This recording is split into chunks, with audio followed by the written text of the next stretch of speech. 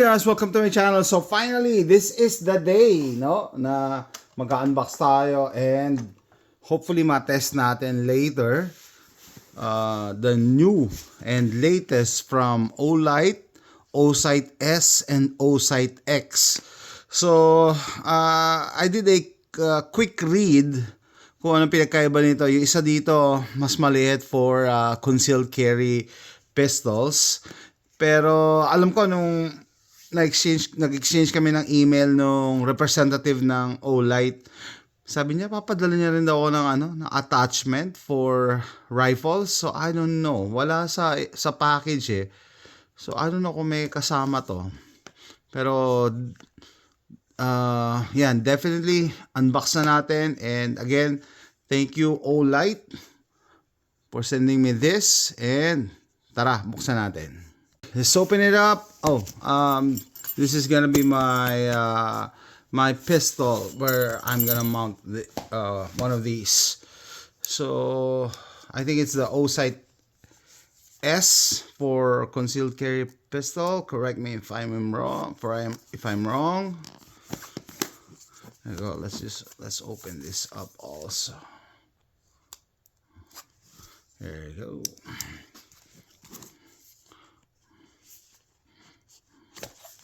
Nice packaging. Thank you for being part of the Osite family. Your support is the reason we are here. Enjoy Osite team. Thank you.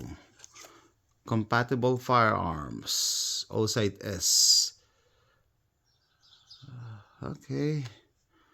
Says Mach 9 APX1 carry. Okay. Alright. What do you have here? This is the sight. It's like opening an iPhone. Okay, so small pistols. 4 small pistols.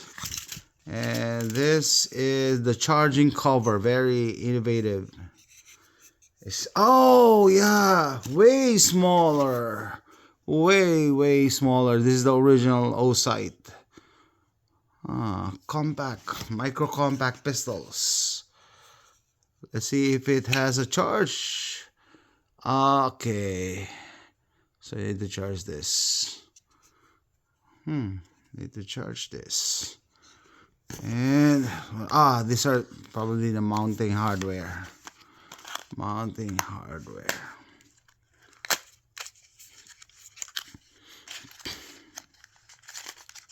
The plug, the cable. Okay, the tool to tighten the sight to your gun. Okay, like I said, it's like opening an iPhone or a smartphone.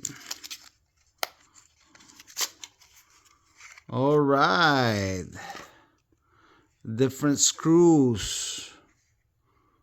Okay, nice.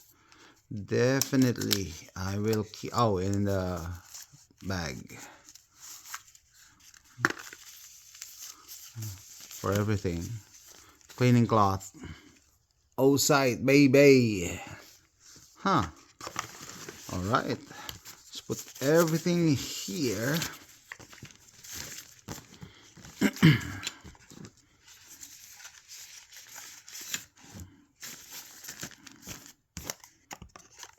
And don't forget the most important thing inside, which men like me doesn't care for. No, that's a joke.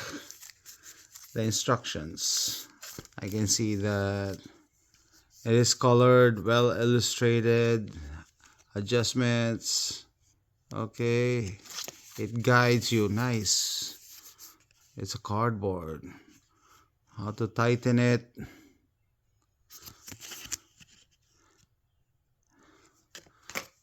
User manual. Look at that. It's like idiot proof. Everything's there. Everything's there.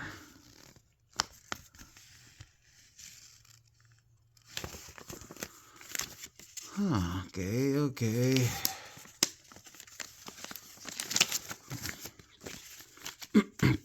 That's there. I'm gonna put it there. Read me. It says read me. Okay. Okay. Let's put this away. Mix the oocyte X. So this probably bigger. Same. Oocyte X. Oh, it's specific. It is specific. It's not a generic thing. Yeah, it says X and S. Don't mix it up. It's again, this is the cord, the tool, lanyard loop, lanyard, the lanyard. Okay.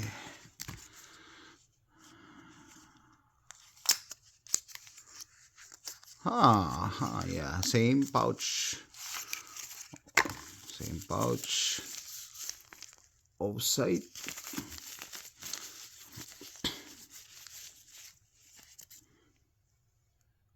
Cleaning cloth.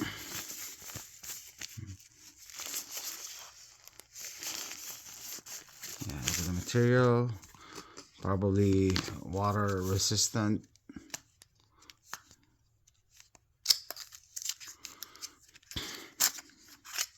And the multi screws, different sizes. And number 6, number 4, number 6, and M3. Let's see the sight.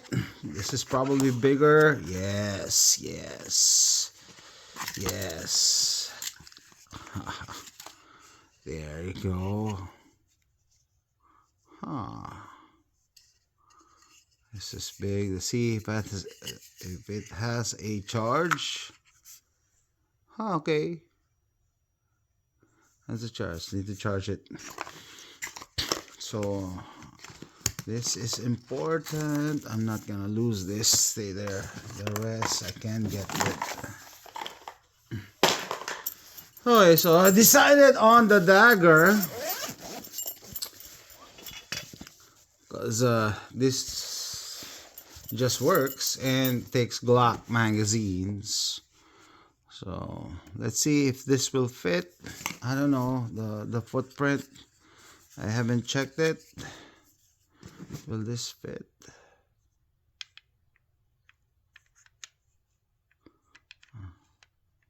What's the plate?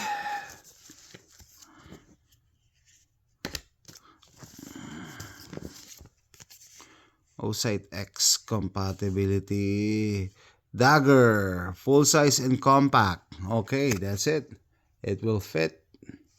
It will fit. I think this is better with the dagger because the S is smaller. Yep. This will look better.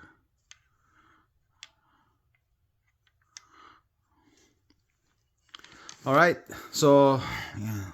Okay guys, so ayan, quick comparison lang ng oocyte S and oocyte X size mismo, no? Kasi etong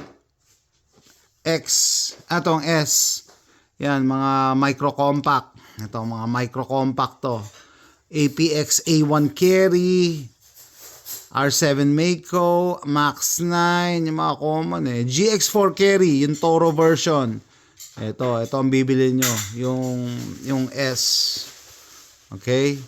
Hellcat, OSP, tsaka lahat ng variants ng P365, oh. Yan, andyan. P365.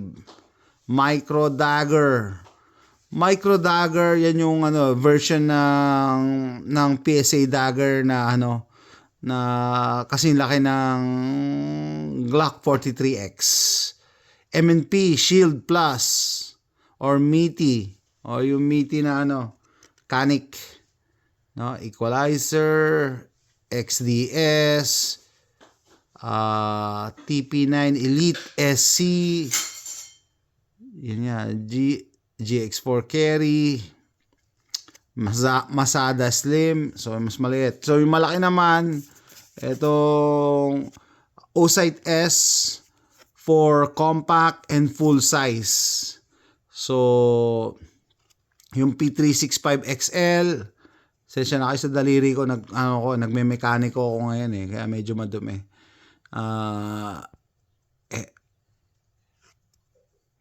Teka, S to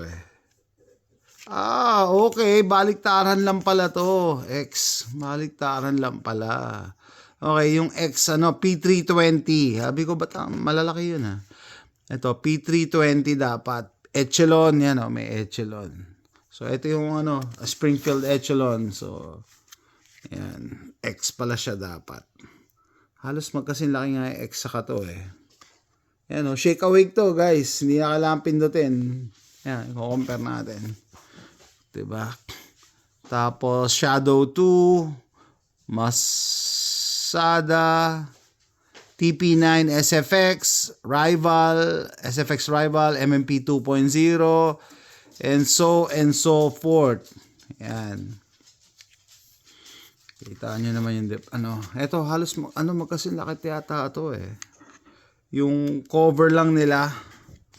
Yung cover lang. Ang tanong, mag-work ba sa bagong Osite yung previous cover? Tingnan natin Hindi ko nagawa to dun sa sa isa kong video. Gumagana. Gumagana guys. Magana. Tingnan natin. Parehas. Sayang hindi ko na nagawa dun sa PNY Prepper channel ko. So yung previous na charger, sana hindi ko mapagpalit. Kasi isa kay Carlo to Pero mas malaki, tama mas malaki tong yung previous model. Galing naman, naisip ng Olight na paliitin, paliitin pero gumagana either way. So ito yung barrel nung kaibigan natin, ito yung bago. Macha-charge nyo ba yan? Yan gumagana, galing. Sayang, galing. Hindi ko na mention doon sa PNY Prepper channel ko. Yun nga lang, yung lumang cap, ito yung palatandaan natin. Mas malaki Pero internally, parehas lang sila ng size. Galing. So, ganyan muna tayo kasi mukhang kailangan ko ng mounting plates. Mga screws lang to Kakailanganin ko ng mounting plates para ma-install ko yung yung mga sight system. So unbox muna tayo and initial comparison. Anong pinakaiba? Size plus yung reticle sa loob. Hindi pa natin na testing. Next time na yon. Size muna. Pagka maliit yung baril nyo, micro compact, or subcompact, yung S ang kailangan nyo. Pagka full size or compact, X naman ang kailangan nyo. So naka-design daw to for concealed carry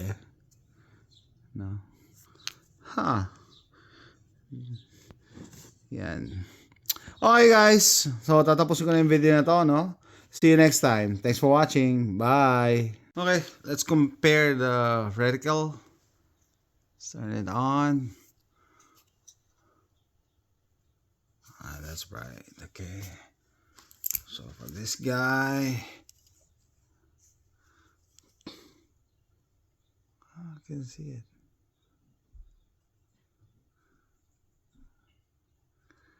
Nice.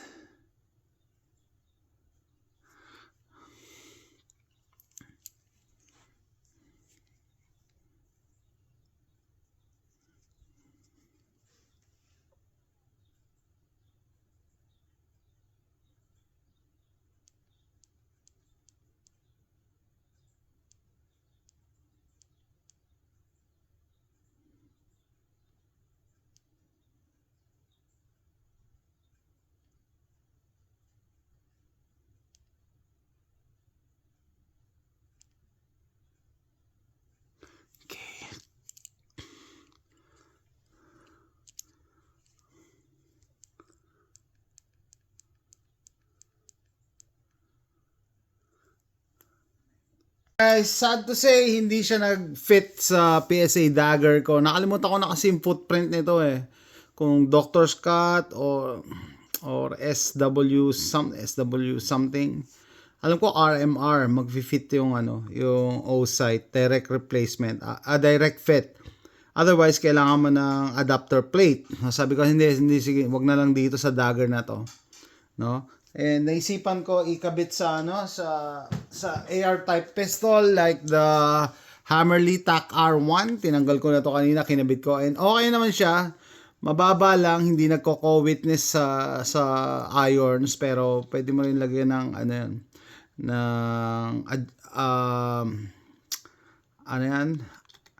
ng additional height using an adapter plate. So, nung kinabit ko na naisip ko, sabi ko sandali, meron pa pala ako isang pistol. So, yung maganda pag marami kang baril, marami kang pagpipilian. Ito, TISAS PX9 Gen 3 na nasa polymer 80 na chassis. Hindi natin sabihin, ayaw ni YouTube niyan eh. So, ito, parang this guy, naalala ko nga pala, no, this guy is begging for a red dot. Gusto nito ng red dot talaga, no? Parang mas pumogi siya mas usable pag nakaganito siyang setup, no? Pakita ko yung naka-on naman yung optic. Yan, yung reticle niya. Yan. Hindi ko alam kung makuha ng camera, no? Pero siya, reticle siya, hindi siya basta dot lang eh. So, bilog tapos may maliit na dot sa gitna. Di yata makakuha ng tingnan natin.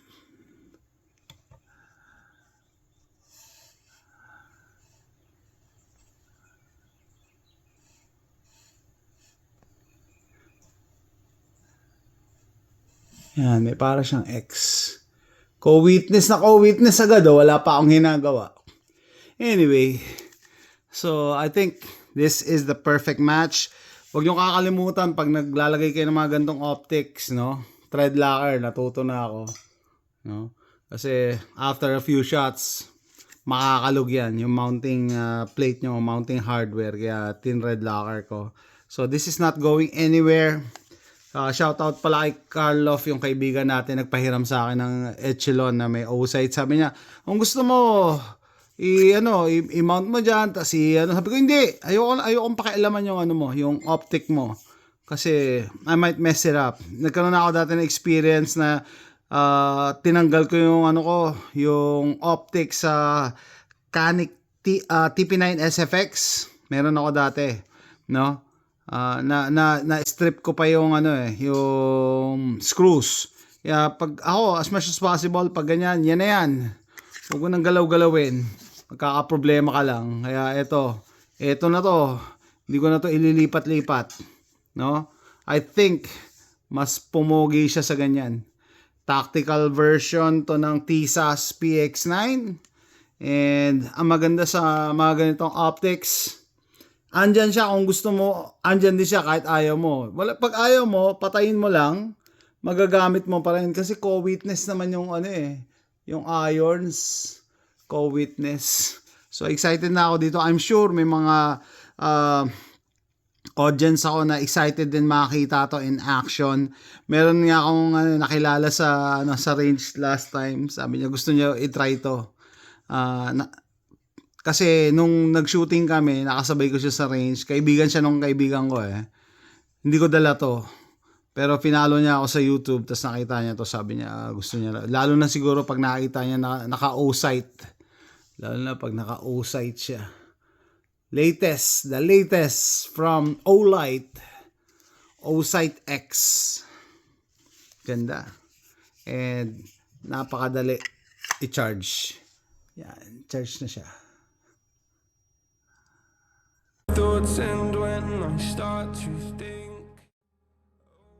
the whole closest starts to end up on the brink. I tried so hard, but all these scars, they cut so deep, I bleed. I fell so fast from heaven, it's like